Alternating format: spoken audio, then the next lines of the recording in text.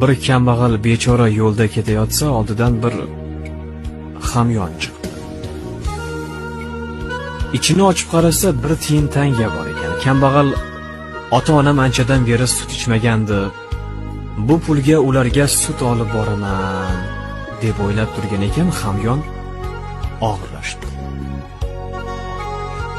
Ichini ochib qarasa, hamyonda 10 tanga turganmish. Kambag'al "Yo Xudo, qudratingdan" deb hayron qolibdi-da, undan ko'ra bu pulga bitta sigir olaman. Shunda ota-onam, farzandlarim ham har kuni tongda sut ichadigan bo'lishadi deb o'ylagan ekan, hamyon yana ham og'irlashdi.